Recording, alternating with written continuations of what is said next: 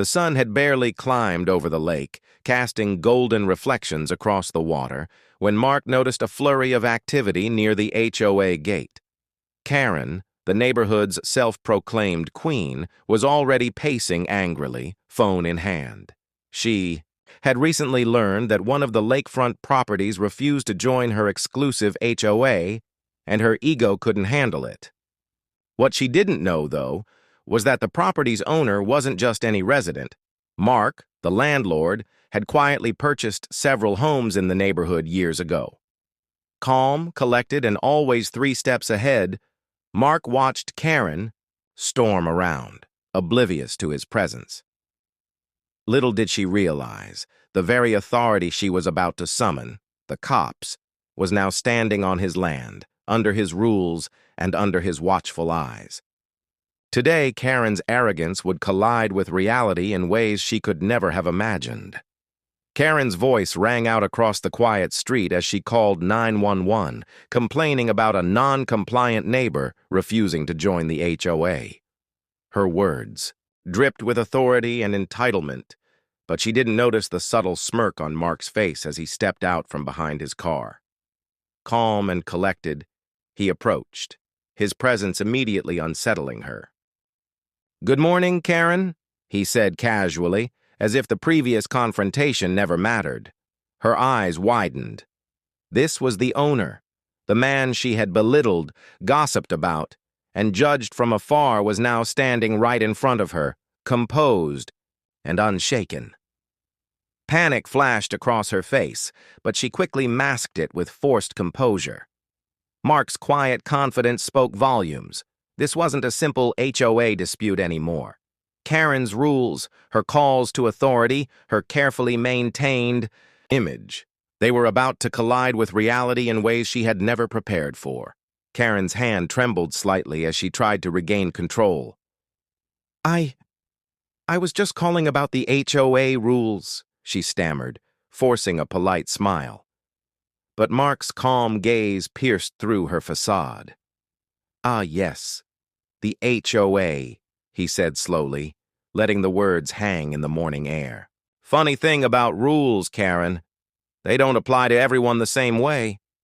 She swallowed hard, realizing that her usual tactics of intimidation wouldn't work here.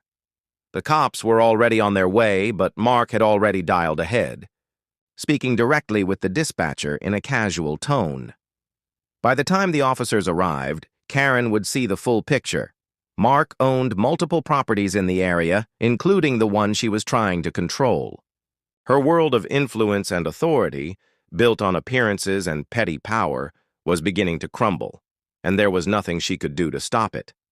Within minutes, 2 police officers pulled up, their uniforms crisp, badges gleaming in the morning sun. Karen rushed forward, pointing fingers, ready to assert her version of the law. "He refuses to comply with HOA regulations," she insisted, her voice sharp, filled with the confidence of someone used to being obeyed. Mark remained calm, almost amused, watching her scramble. "Officers," he began, his tone measured and authoritative, "I own this property. I've legally purchased it, and I'm fully compliant with every law." The officers exchanged glances, reviewing the paperwork Mark had already handed them. Karen's protests fell flat, her voice losing strength with each passing second. The realization hit her like a cold splash of water. She had been trying to control someone far above her authority. The very rules she wielded as a weapon now seemed powerless in the face of reality. Her arrogance was meeting its match, and she had no idea how much more humiliating the day would get. Karen's face flushed crimson as she tried to salvage her dignity. That can't be," she sputtered, pointing at Mark's neatly stacked documents. The officers glanced at her skeptically, their patience thinning. Mark's calm demeanor never wavered. He simply smiled and said, "Karen, perhaps it's time to reconsider how you approach your neighbors." The air grew tense as the realization fully sank in. Karen had overstepped, underestimated, and misjudged someone who had quietly been in control all along.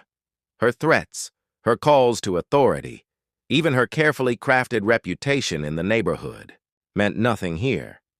Mark's quiet power contrasted sharply with her bluster, and for the first time, she felt completely out of her depth.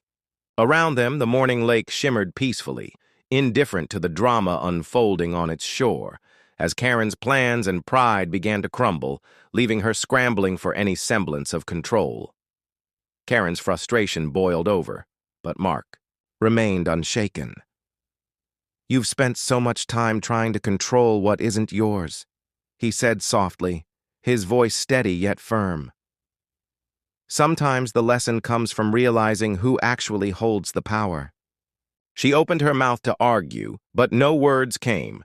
Her usual confidence was gone, replaced by disbelief and humiliation.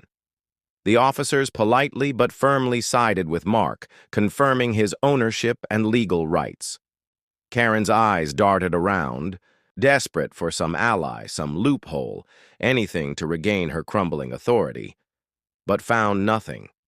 The neighborhood she thought she ruled with HOA rules and gossip now looked at her with quiet curiosity, watching her unravel. Mark, ever composed, offered a subtle smile and walked back to his car, leaving Karen to confront the consequences of her arrogance. Her battle for control had ended before it even truly began, and she had no choice but to face the truth. Karen's frustration boiled over, but Mark remained unshaken. "You've spent so much time trying to control what isn't yours," he said softly, his voice steady yet firm. "Sometimes the lesson comes from realizing who actually holds the power." She opened her mouth to argue, but no words came. Her usual confidence was gone, replaced by disbelief and humiliation. The officers politely but firmly sided with Mark, confirming his ownership and legal rights. Karen's eyes darted around, desperate for some ally, some loophole, anything to regain her crumbling authority, but found nothing. The neighborhood she thought she ruled with HOA rules and gossip now looked at her with quiet curiosity, watching her unravel. Mark, ever composed, offered a subtle smile and walked back to his car, leaving Karen to confront the consequences of her arrogance. Her battle for control had ended before it even truly began, and she had no choice but to face the truth.